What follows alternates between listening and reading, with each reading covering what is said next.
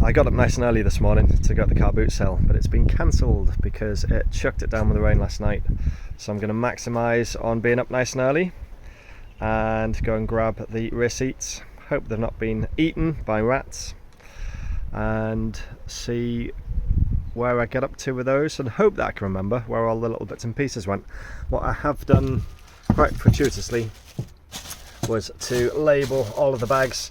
So that bag there is my carpet side panel fittings. So all of these clips to run along there. I'm sure that I did the same with the rear seats, but we'll find out in a few minutes.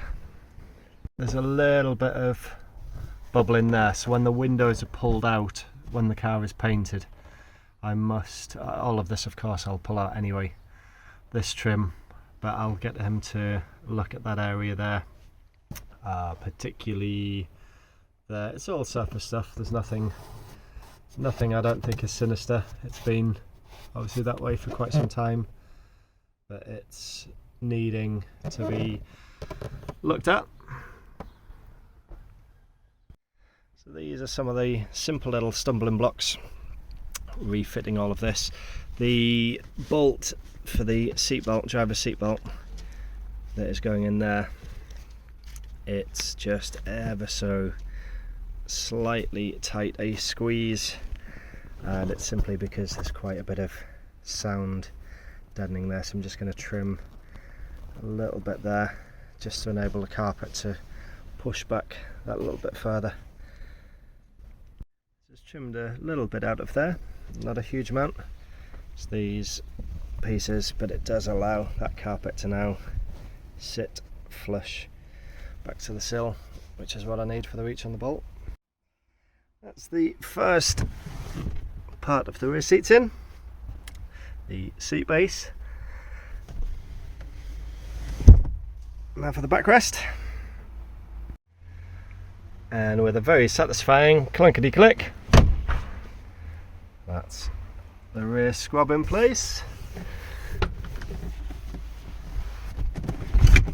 Beautiful.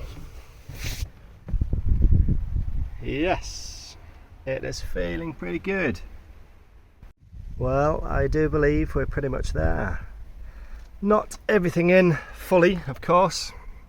Passenger seatbelt needs replacing, so I've left that out for now. Yeah, okay, it means a little bit of dismantling again when it comes back to it. Rear seatbelt, that one's a little bit sticky on the near side, the one that you can see in the shot there. So I'm going to probably replace that one, but the rest of it is all in and looking pretty complete again. Door cards, obviously a little bit of work to do on the doors, few little sort of scabs. I might zoom in a wee little bit. It's mainly on, well actually on this side as well, just a couple of little surface scabs that I will just grind back and then treat. I also need to pick up some more of the vapor moisture membranes as well, because the ones that have come off the car just fell into about 50 pieces. But apart from that, we are looking rather nice. Looking nice. So this is where some of the newer bits and pieces, some of the what I call the quick wins, the easy wins a little bit earlier on in the project, come into play, because now that the interior is nearly complete, I'm able to fit these few bits and pieces. So I have the mats to go in, I have a nice leather gear gaiter from where was that one from? SAAB.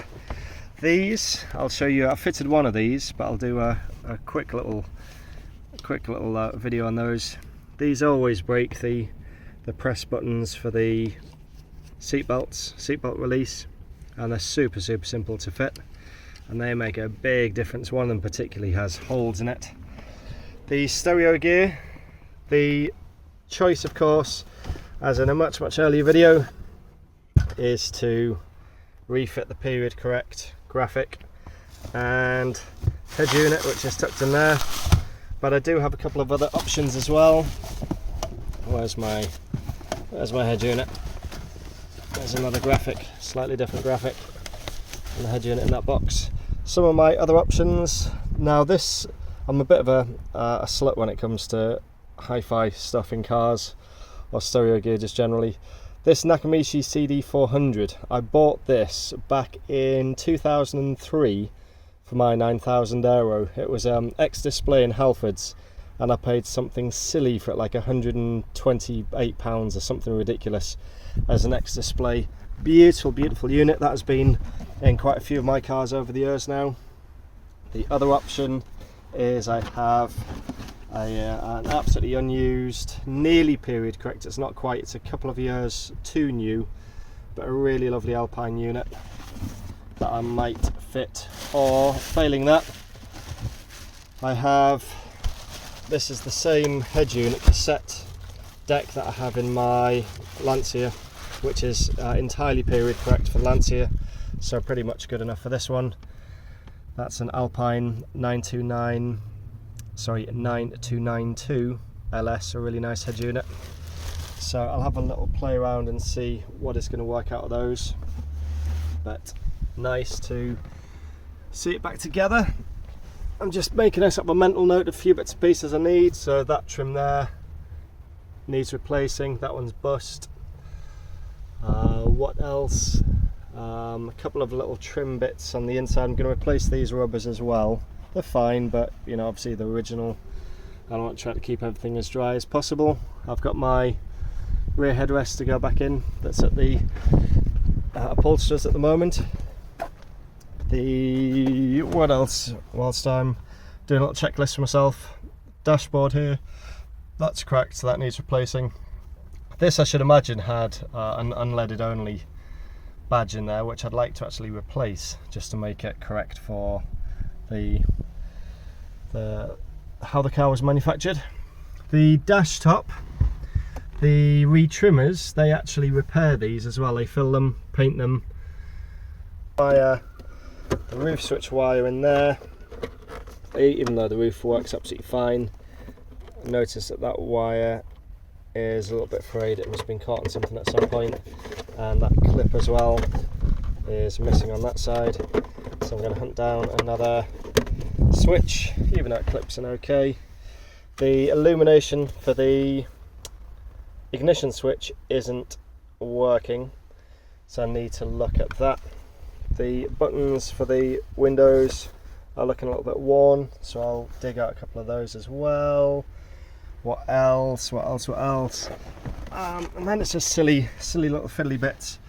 The sill sort of kick trims, when the car is painted, I'll get those removed and painted properly. I was going to do it myself, but I'll just get the body shop to put a really nice hardened sort of oven baked coat on those. I'm trying to think what else.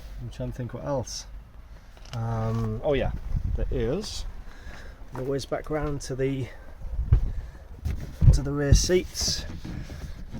There's a couple of little clips, white plastic clips that go in there. As you can see, the seats sort of lifting forwards. I've got one of the circular clips that sits just in there, but I don't have one for the other side, so the rear seats are just slightly loose at the moment. Rear speakers, these need to be replaced because they're just old and horrible, but I'll keep them in the factory locations just for a little bit of rear fill. And obviously then I guess the only significant job in the car is the headlining, which it might end up being the last thing that I do, to be honest. I'll get the car painted first and then the headlining will go into it, just in case anything else has to be removed. And I'll do a little bit more soundproofing on the roof skin as well whilst all of that is out. But yeah, I'm really pleased with today's progress. Really pleased with it. It's looking rather nice again. And as I said in the video yesterday, this interior has definitely saved the car. If this had a rough interior in it, or at worst no interior, then I think I'd have given up on this a little while ago. But really nice, really pleased with it. Right, I'll install those few little bits now. So yeah, that's that one out. Not pretty, be a big improvement there. This belt buckle isn't the best. I don't know what's happened with the seat belts in this car. Even the driver's side, it doesn't have that kind of satisfying click when the buckle goes into it. The passenger side, obviously, that one wasn't retracting, and it meant that the door card has just been squished to bits on the on this sort of edge of the door here, where the seatbelt buckle kept on getting trapped in it. So I think I'll just replace every seatbelt in the car. So that's the front and rear mats in. Just remembering, can't remember whether I've mentioned it in the previous video to myself, I'm kind of making notes to myself as I'm going along. That plastic cover for that side, I also need one of those. And this seat belt, I said, it's going to be replaced, but that plastic is busted. These are fine, they're not the best fit, but they're going to protect the carpet. I'm not quite sure what I'll do about that. It's just got threadbare from the sort of right foot of the drivers over the years. Don't know, I might potentially see whether the upholsterers could put a patch on that one, sort of over the top, so it's like a sort of reinforced patch. I think that will probably be the simplest way to improve that.